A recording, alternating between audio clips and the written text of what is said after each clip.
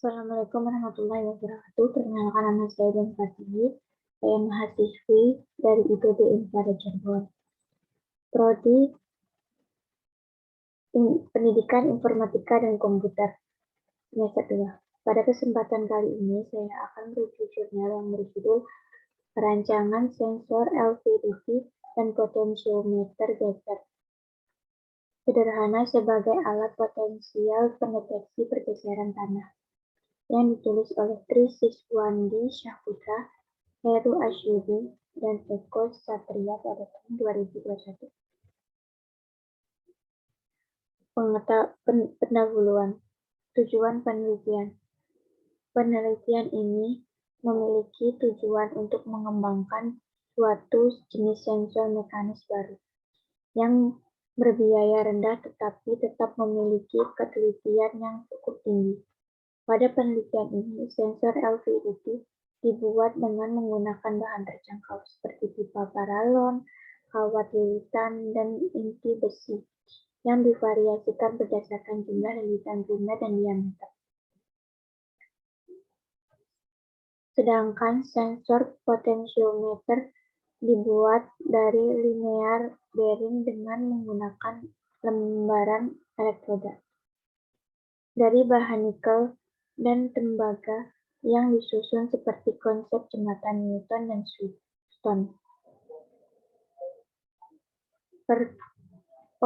Perkembangan teknologi sensor saat ini telah banyak digunakan untuk membangun manusia dalam beraktivitas. Jangkauan penggunaan sensor tidak hanya untuk skala industri, namun juga sampai skala rumah tangga dan kesehatan. Selain itu, pengembangan sensor juga saat ini telah digunakan untuk keperluan deteksi dini kebencanaan seperti banjir, kebakaran, dan tanah longsor. Metode penelitian. Pada penelitian ini, dilakukan pembuatan sensor LVDT dan sensor potentiometer geser sekaligus pengukuran tenaga keluaran berbagai konfigurasi dengan tahapan. Penelitian ditunjukkan pada gambar di bawah ini. Pembuatan sensor LVDT dan potentiometer, lalu rangkaian pengkondisian sinyal, lalu ADC dan interface, lalu pengujian dan kalibrasi, lalu Python table, sensor LVDT dan potentiometer geser. Konsep potentiometer geser. Pada penelitian ini, potentiometer geser dirancang menggunakan prinsip jembatan Swift-Stone seperti pada gambar di bawah ini. Berdasarkan kaidah jembatan Swift-Stone, rangkaian akan dikatakan seimbang jika kedua sisi rangkaian tersebut memiliki keluaran yang sama, dapat dirumuskan dengan persamaan 1 dan 2. Agar rangkaian menjadi sebanding, maka ditinjau pada persamaan yang di bawah ini, sehingga menghasilkan persamaan 4. R1 per Rx sama dengan R2 per Rs. Pada penelitian ini, R1 dan R2 diwakilkan dengan panjang variasi kawat tembaga dan nikel, di mana L1 dan L2 akan mempengaruhi nilai resistansi rangkaian tersebut. Jika salah satu sisi dari kawat tembaga pada gambar 2 mengalami perubahan panjang, misalnya S1, maka nilai dari resistansi R1 pada L1 akan berubah pula, sesuai dengan perubahan L1. Karena berdasarkan persamaan pada hambatan kawat pengantar bahwa resistansi sebuah bahan berbanding lurus dengan panjangnya. Dalam keadaan P dan A constant. Konsep sensor LVDT. Sensor LVDT memiliki inti berupa magnetik, sehingga besar atau kecil flux yang dihasilkan oleh puparan LVDT sangat dipengaruhi oleh inti magnetik tersebut. Bahwa flux pada puparan sama dengan arus dari puparan tersebut. Hal ini dapat ditulis dengan persamaan 5. Pada penelitian ini, sensor LVDT akan dihasilkan jumlah lilitan primer dan sekunder, serta diameter kawat lilitan inti besi yang digunakan berupa bahan ferrit dengan panjang 8 cm diletakkan di tengah-tengah puparan primer dan sekunder seperti gambar di bawah ini. Keluaran yang dihasilkan sensor dihubungkan dengan rangkaian pengkondisian sinyal untuk mendapatkan tenaga DC, kemudian dihubungkan ke sistem pemrosesan sinyal. Dengan I merupakan induksi magnetik, N juga lilitan. Flux magnetik. L merupakan induksi timbal balik dan lilitan primer dan lilitan sekunder, dan I adalah arus pada lilitan primer. Hasil dan pembahasan. Konfigurasi sensor LVDT. Konfigurasi sensor LVDT untuk menggunakan konfigurasi yang sesuai dalam menghasilkan tegangan yang memiliki kecenderungan linear. Sensor LVDT divariasikan berdasarkan diameter kawat lilitan, dan jumlah lilitan yang dapat dilihat pada gambar di bawah ini dan pada tabel 1. Proses pengujian kalibrasi karakteristik sensor LVDT dilakukan di laboratorium. Instrumentasi fisika berdasarkan pergeseran tanah dikalibrasi dengan menggunakan laser distansimeter Fluke 424B. Inti besi yang digunakan berdimensi panjang 8 cm dan sumber tenaga yang digunakan 32 volt. Untuk mengukur tegangan keluaran digunakan multimeter digital precision flux 8808A.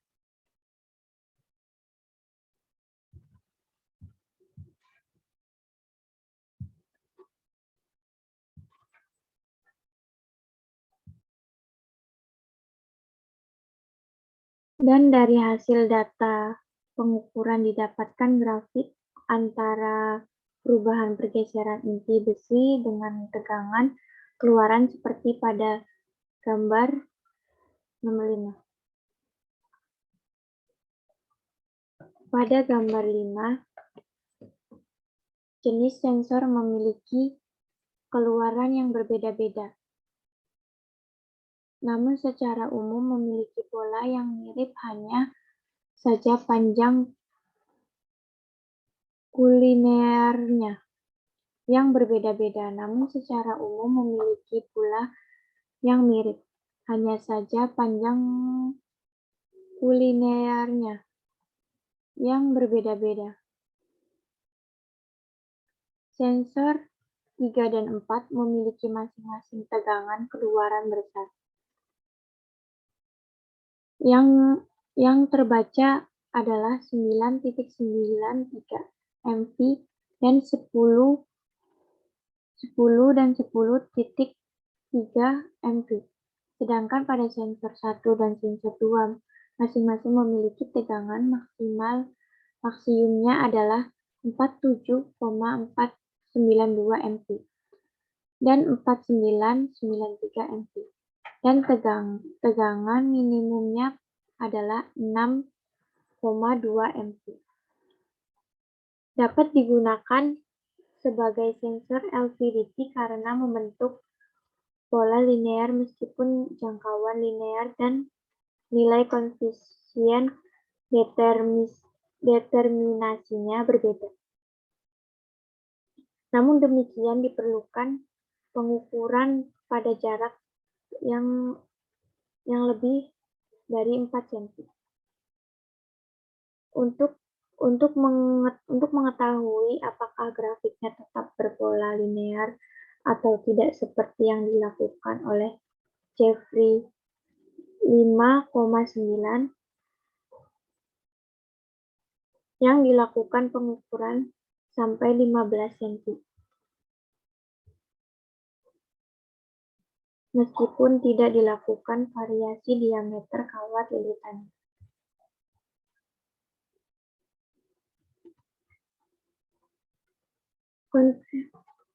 Konfigurasi potensiometer geser. Pada diameter lembaran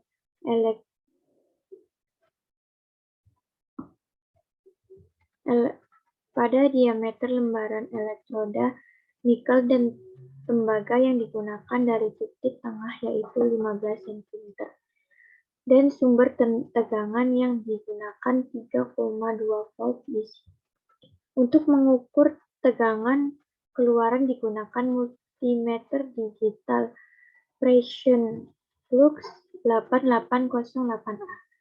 Proses pengujian dan kalibrasi karakteristik potensiometer geser dilakukan di laboratorium instrumen fisika.